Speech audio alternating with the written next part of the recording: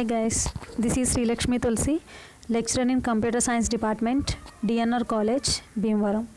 Today we have to discuss constants in Java. A constant is a variable whose value cannot change once it has been assigned.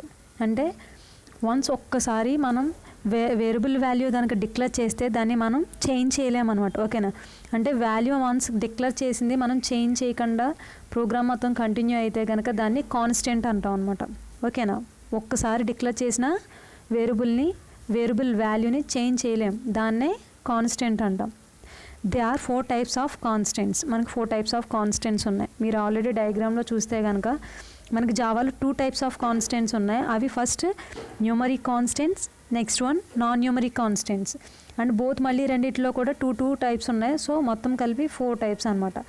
Integer constants, real constants, character constants and string constants.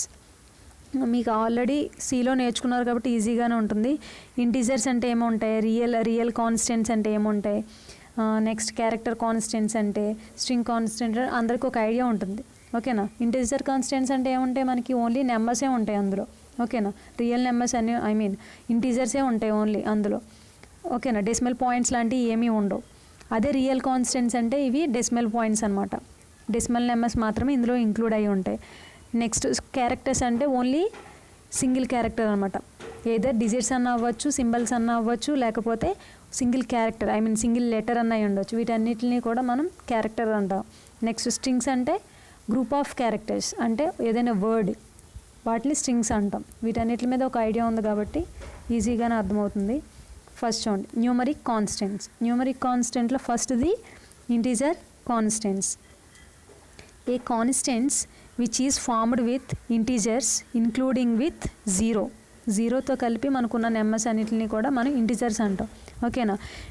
Which can take positive and negative numbers. మనం integers కింద ఏ value 0 నుంచి 9 వరకు మనం ఏ వాల్యూనన్నా తీసుకోవచ్చు. ఓకేనా? వీటన్నిటిని integers అంటాం. వీటిలో ఏదో పాజిటివ్ సైన్ అన్నా తీసుకోవచ్చు, లేకపోతే నెగిటివ్ సైన్ వాల్యూస్ అన్నా కూడా మనం తీసుకోవచ్చు అనమాట కాన్స్టెంట్స్ కింద. ఓకేనా? They are 3 types of integer constants. మళ్ళీ మనకి ఇంటీజర్ కాన్స్టెంట్లోనే మళ్ళీ ఫర్దర్గా 3 types ఉన్నాయి. అవి ఏంటంటే decimal integer constants, octal integer constants, hexadecimal integer constants. అంటే డెసిమల్ అంటే నార్మల్ నెంబర్స్ మీరు యూజ్ చేసేవి. నెక్స్ట్ ఆక్టాల్ అంటే 0 to 7 వరకు యూజ్ చేస్తాం, అంటే ఆక్టాల్ అంటే 8 కాబట్టి. నెక్స్ట్ హెక్సాడెసిమల్ అంటే 0 to ఎంతవరకు 16 కదా హెక్సా అంటే. సో 15 వరకు కూడా మనం నెంబర్స్ని యూజ్ చేస్తాం అనమాట. ఓకేనా? చూడండి, ఫస్ట్ డెసిమల్ అంటే the decimal integer constant contains A set of digits from 0 to 9 use చేసి మనం ఏ నెంబర్స్నైనా మనం తీసుకోవచ్చు. బట్ ఏంటంటే ఇందులో నెగిటివ్ సైన్ వాల్యూస్నన్నా తీసుకోవచ్చు అండ్ పాజిటివ్ సైన్ వాల్యూస్నన్నా తీసుకోవచ్చు అనమాట. ఎగ్జాంపుల్గా చూడండి, 0, 3 -23, నెక్స్ట్ -9 సమ్ అదర్ ఇంకే ఏ నెంబర్స్నైనా కూడా నెగిటివ్స్ అయినా పాజిటివ్ వాల్యూస్ని ఏదైనా మనం డెసిమల్ కాన్స్టెంట్స్ కింద తీసుకోవచ్చు అనమాట. Next octal integer constant. an octal integer constant consists of any combination from the 0 to 9 with the leading or denoted digit is capital O or small o. అంటే మనం octal 8 కాబట్టి 0 to 7 వరకు మనం ఆ కాంబినేషన్లో ఏ డిజిట్ అయినా మనం తీసుకోవచ్చు. అండ్ దీని ముందు ఏంటంటే ఈ డిజిట్స్ ముందు క్యాపిటల్ ఓ కానీ స్మాల్ ఓను కానీ డినోట్ చేస్తూ మనం ఈ ఆక్టాల్ నెంబర్స్ని రాస్తాం అనమాట. ఓకేనా? ఎగ్జాంపుల్ చూడండి, క్యాపిటల్ ఓ 37, స్మాల్ ఓ 73. ఎలా క్యాపిటల్ ఓ అన్నా తీసుకోవచ్చు, లేకపోతే స్మాల్ ఓ అయినా సరే డినోట్ చేస్తూ మనం ఆక్టాల్ నెంబర్స్ని ఇనిషియలైజేషన్ చేస్తాం అనమాట. నెక్స్ట్ చూడండి, హెక్సాడెసిమల్ ఇంటీజర్ కాన్స్టెంట్స్. అంటే hexadecimal integer constant consist of sequence of digits preceded by capital X or small X. అంటే మనకి 0 నుంచి 9 వరకు నార్మల్ డిజిట్స్ కింద తీసుకుంటాం. మీరు ఆల్రెడీ ప్రీవియస్ ఫస్ట్ ఇయర్లో నేర్చుకున్నారు. అందులో ఏంటి నెంబర్ సిస్టమ్ మీకు టేబులర్ ఫామ్ ఉంటుంది. అందులో ఏముంటాయి, 0 నుంచి 9 వరకు మాత్రం మీరు బైనరీ డిజిట్స్ రాస్తున్నారు. బట్ 10 నుంచి వచ్చేసరికి 10ని ఏ అని, 11ని బి అని, సినేమో 11 అని 12 అని, అలా నెంబర్స్ 15 వరకు కూడా మీరు ABCDEF అని రాస్తున్నారు. ఓకేనా, వీటిలో ఏంటంటే హెక్సాడెసిమల్ నెంబర్ని ఇంక్లూడ్ చేసే ముందు క్యాపిటల్ X కానీ స్మాల్ x కానీ ముందు ఎంటర్ చేసి తర్వాత మీరు డిజిట్ అనేది రాస్తారనమాట. ఎగ్జాంపుల్ చూడండి, ఇందులో capital X 73, small x A2 అంటే ఏ అంటే మీకు అక్కడ ఏంటి 10 అనమాట. ఓకేనా, మీరు ఇది క్యాలిక్యులేట్ చేస్తే దాని యొక్క వాల్యూ అన్నది మీకు డిస్ప్లే అవుతుంది. ఇలా మనం న్యూమరిక్ కాన్స్టెంట్స్ని డిక్లేర్ చేస్తాం అనమాట. డెసిమల్ పాయింట్స్ అయితే నార్మల్ వాల్యూసే, ఆక్టాల్కి వచ్చేసప్పటికి capital O or small O, hexadecimal అయితే కనుక capital X or small x denote చేసి మనం వాల్యూస్ని ఎంటర్ చేస్తాం అనమాట. ఇవన్నీ న్యూమరిక్ కాన్స్టెంట్స్. ఎగ్జాంపుల్ చూడండి. మీకు ఆల్రెడీ ప్రోగ్రామింగ్ స్ట్రక్చర్ అంతా కూడా ప్రీవియస్ క్లాస్ వీడియోస్లో మేము ఎక్స్ప్లెయిన్ చేశాను. ఓకేనా, సో మీకు ఇప్పుడు ఈజీగానే ఉంటుంది అనుకుంటా. ఫస్ట్ చూడండి, టెక్స్ట్ అని ఒక క్లాస్ తీసుకున్నాను. నెక్స్ట్ ఏం చేశాను, ఒక మెయిన్ మెథడ్ని డిక్లేర్ చేసుకున్నాను, అంటే పబ్లిక్ స్టాటిక్ వాయిడ్ మెయిన్ని రాశాను. నెక్స్ట్ ఇప్పుడు డిక్లరేషన్ పార్ట్ కాబట్టి నేను ఇంటి ఏలో నార్మల్ డెసిమల్ వాల్యూనే 101 అని డిక్లేర్ చేసుకున్నాను. నెక్స్ట్ బీలో ఏంటంటే ఆక్టాల్ నెంబర్ చూడండి, అక్కడ O100 అని చెప్పి ఆక్టాల్ నెంబర్ని డిక్లేర్ చేశాను. నెక్స్ట్ సిలో ఏం చేశానంటే హెక్సాడెసిమల్ కాబట్టి నేను అక్కడ X వాల్యూని యూజ్ చేశాను.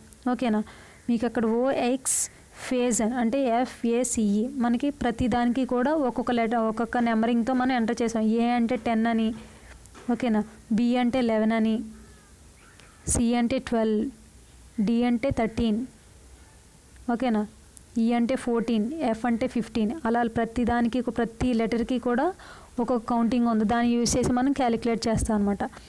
నెక్స్ట్ D అనేది ఏంటంటే బైనరీ లిటరల్. ఓకేనా, నెక్స్ట్ ఇప్పుడు మనం ఏం చేసామంటే దీన్ని ప్రింట్ చేయమన్నాం. ఇప్పుడు మనం ABC వాల్యూస్ ఏ అయితే ఇచ్చామో వాటిని మనం ప్రింట్ చేయమని అడుగుతాం. అంటే Cలో ఏం చేసేవారు అంటే మీరు అక్కడ ఏమని రాసేవారు, ప్రింట్ఎల్ అని స్టేట్మెంట్ రాసేవారు. ఓకేనా, ప్రింట్ఎఫ్ స్టేట్మెంట్ రాసేవారు.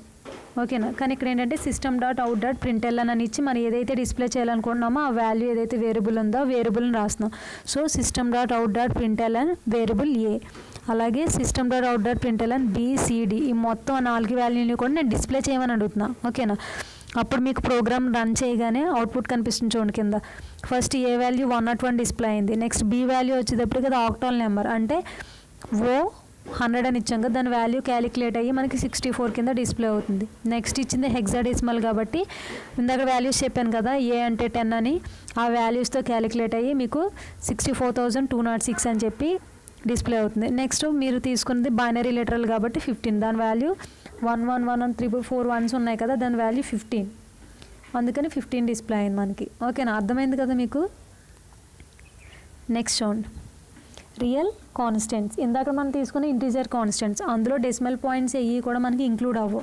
బట్ ఏంటంటే ఇది డెసిమల్ పార్ట్స్ తోటే వర్క్ అవుతుంది అనమాట. అంటే a constant which is formed with real values including fractional part apart from the integers అనమాట. ఇంటీజర్ తోటే మనం ఫ్రాక్షనల్ పార్ట్ కూడా ఇంక్లూడ్ అయి ఉంటుంది అనమాట. దాన్నే రియల్ కాన్స్టెంట్స్ అని అంటాం. ఎగ్జాంపుల్ చూడండి, 12.5 -12.0 3.14 6.1 ఇవన్నీ కూడా మనకి రియల్ కాన్స్టెంట్స్. ఇందులో కూడా మనం ఏదైనా నెగిటివ్ ఆర్ పాజిటివ్ సైన్స్ రెండింటిని ఏదైనా యాక్సెప్ట్ చేస్తుంది అనమాట.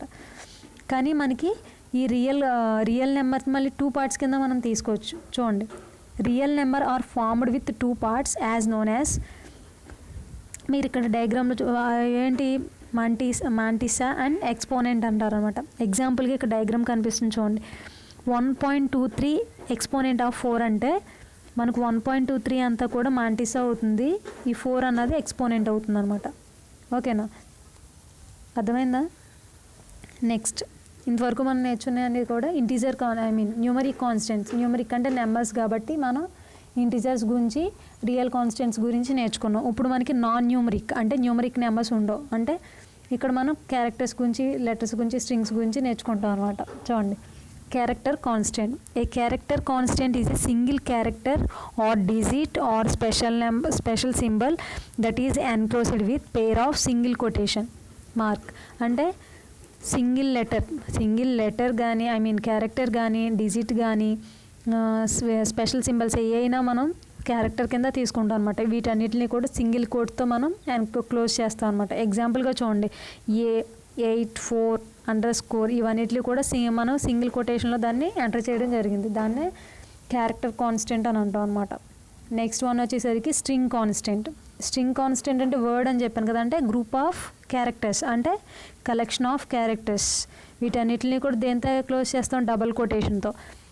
క్యారెక్టర్ అయితే సింగిల్ కొటేషన్, స్ట్రింగ్ అయితే కనుక డబుల్ కొటేషన్తో మనం దీన్ని క్లోజ్ చేస్తాం అనమాట, అంటే డబుల్ కోట్స్తో. ఎగ్జాంపుల్గా చూడండి, డిఎన్ఆర్ కాలేజ్ అంటే మనం డబుల్ కోట్స్లో పెట్టాం, ఇండియా అని రాసాం, దాన్ని డబుల్ కోడ్లో పెట్టాం. అంటే క్యారెక్టర్ని సింగిల్ కోడ్, స్ట్రింగ్ అయితే డబుల్ కోడ్ అనమాట.